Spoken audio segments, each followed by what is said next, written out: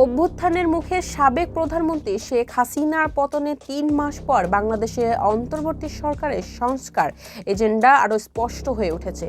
সেই সঙ্গে স্পষ্ট হচ্ছে সুপ্ত বিপদগুলো। নোবেল বিজয়ী মোহাম্মদ ইউনূসের নেতৃত্বে এই প্রশাসন আরও ১ বছর এবং সম্ভবত আরও দীর্ঘ সময়ের জন্য ক্ষমতা ধরে রাখবে বলে মনে করা হচ্ছে। শেখ হাসিনার ১৫ বছর পর বাংলাদেশের শাসন ব্যবস্থার উন্নতির জন্য এবং আরও একটি স্বৈরাচারী শাসনের উত্থান ঠেকানোর এমন একটি সুযোগ এসেছে যা একটি প্রজন্মে একবারই আসে। অন্তর্বর্তী সরকার ব্যর্থ হলে দেশ আগের অবস্থায় ফিরে যেতে পারে অথবা সামরিক শাসনের দিকে যেতে পারে। শেখ হাসিনা পতনের পর ক্ষমতায় আসে অন্তর্বর্তী সরকার ১০০ দিন পূরণ হয়েছে। এই উপলক্ষে দীর্ঘ প্রতিবেদন প্রকাশ করেছে বেলজিয়াম ব্রাসেলস ভিত্তিক অলাভজনক সংস্থা ইন্টারন্যাশনাল ক্রাইসিস গ্রুপ।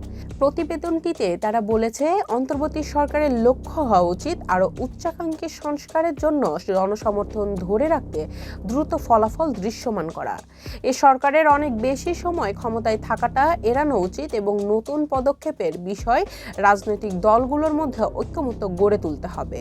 অন্তর্বর্তী সরকারের সামনে অনেক বড় গুরুত্বপূর্ণ কাজ। ক্রমেই কর্তৃত্ববাদী হয়ে ওঠা শেখ হাসিনার গণ অভ্যুত্থানে পতনের ৩ দিন পর ৮ আগস্ট দায়িত্ব নিয়ে নোবেল জয়ী মোহাম্মদ ইউনূসের নেতৃত্বাধীন সরকার দ্রুতই রাজনৈতিক শাসন ব্যবস্থা ও অর্থনৈতিক সংস্কারের সাহসী এজেন্ডার একটি চিত্র তুলে ধরেন।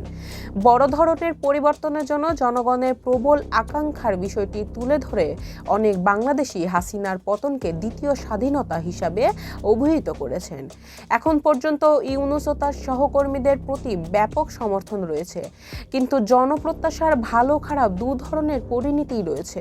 যদি সংস্কার আনতে অন্তর্বর্তী সরকার হোঁচট খায়, সম্ভবত এর পরিণতি দাঁড়াতে পারে সামান্য অগ্রগতি সহ একটি আগাম নির্বাচন।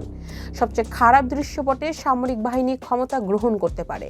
১৫ বছর পর ক্ষমতায় থাকার পর শেখ হাসিনা সরকার ব্যাপকভাবে জনপ্রিয় হয়ে ওঠে। ক্ষমতায় ধরে রাখতে তার সরকার পরিকল্পিতভাবে বাংলাদেশ প্রতিষ্ঠানগুলোর, বিশেষ করে পুলিশ, বিচার ব্যবস্থা ও আমলাতন্ত্রের স্বাধীনতা খর্ব করে। ব্যাপক মানবাধিকার লঙ্ঘন ও সরকারি বিরোধীদের ওপর নিয়মিত দমন পীড়নের পাশাপাশি অর্থনৈতিক অব্যবস্থাপনা, চরম সামাজিক বৈষম্য ও ক্রমবর্ধমান দুর্নীতি বিশেষ করে গত ৫ বছরে তার দল আওয়ামী লীগের সমর্থন দুর্বল করেছে। দলটি জানুয়ারির নির্বাচনে ব্যাপক জয় পেয়েছিল, তবে সে জয় এসেছিল বিরোধীদের বর্জন এবং কম ভোটার উপস্থিতির কারণে। জুনে সরকারি চাকরিতে বিতর্কিত কোটা পুনর্বহলে সুপ্রিম কোর্টের সিদ্ধান্ত শিক্ষার্থীদের নেতৃত্বাধীন বিক্ষোভে স্পুংলিংয়ের মতো কাজ করে, যা পরের মাসে গণবিস্ফোরণে রূপ নেয়।